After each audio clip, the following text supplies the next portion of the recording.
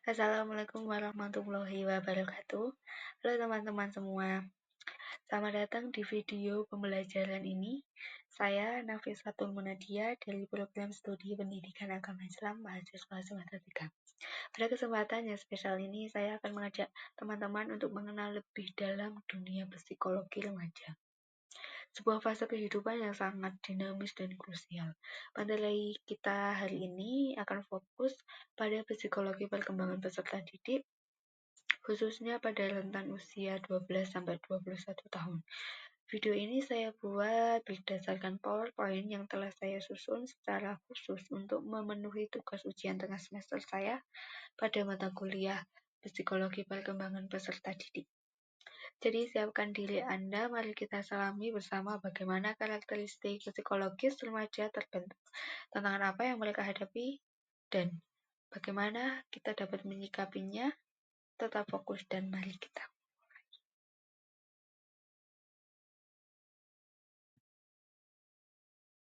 Yang pertama, kita akan membahas tentang tujuan video pembelajaran kali ini. Yang pertama, memahami perubahan perilaku sebagai bentuk untuk mencegah konflik. Yang kedua, mendukung pembentukan identitas diri atau mencari jati diri seorang remaja. Yang ketiga, mendeteksi dan mencegah masalah kesehatan mental. Yang keempat, membangun hubungan dan komunikasi yang efektif. Yang pertama, kita akan membahas tentang tujuan video pembelajaran kali ini. Yang pertama, memahami perubahan perilaku sebagai bentuk untuk mencegah konflik. Yang kedua, mendukung pembentukan identitas diri atau mencari jati diri seorang remaja. Yang ketiga, mendeteksi dan mencegah masalah kesehatan mental. Yang keempat, yang kedua masuk pada materi tentang pengertian psikologi pada remaja. Psikologi remaja adalah cabang ilmu psikologi perkembangan yang fokus mengamati, menganalisis, dan memahami perubahan menyeluruh tentang fisik, kognitif, emosional, dan sosial yang dialami individu selama masa peralihan transisi dari masa kanak-kanak menuju masa dewasa. Yang kedua, psikologi remaja berarti mempertimbangkan dan mempelajari kebutuhan spesifik serta karakteristik unik individu yang secara fisik telah matang atau pubertas, namun otaknya, terutama bagian yang mengatur emosi dan pengambilan keputusan rasional, belum sepenuhnya matang layaknya orang dewasa. Selanjutnya, next ke pengertian materi yang ketiga.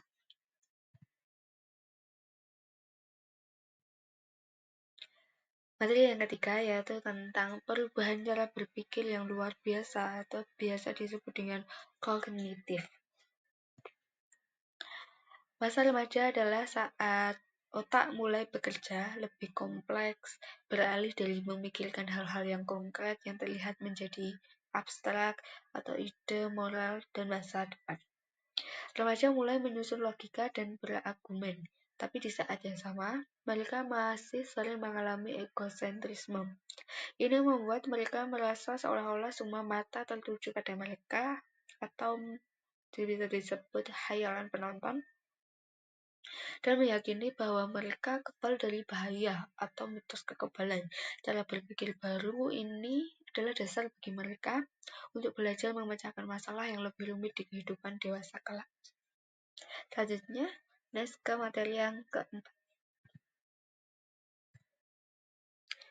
Yang keempat, materi yaitu tentang gejolak emosi dan pergeseran hubungan sosial ke emosional. Bagian ini adalah bagian bergejolak karena didorong oleh perubahan hormon dan pencarian jati diri seorang remaja. Remaja disibukkan dengan pertanyaan, siapa saya? Dan mencoba berbagai minat dan peran. Mereka secara alami ingin mandiri dari orang tua sehingga sering terjadi konflik. Pada fase ini, teman sebaya, peer group menjadi sangat penting sebagai sumber penerimaan. Akibatnya, mereka sering mengalami perubahan suasana hati, mood swings yang ekstrim, di mana masalah kecil bisa terasa seperti bencana besar. sambil mulai mengeksplorasi hubungan yang romantis di usia remaja. Untuk yang terakhir, materi yang kelima tentang peran kunci lingkungan dan dukungan kesehatan mental. Lingkungan, terutama keluarga, memegang peran vital. Orang dewasa perlu menerapkan komunikasi terbuka tanpa menghakimi dan memberikan bimbingan alih-alih pengendalian ketat, serta menjadi contoh yang positif.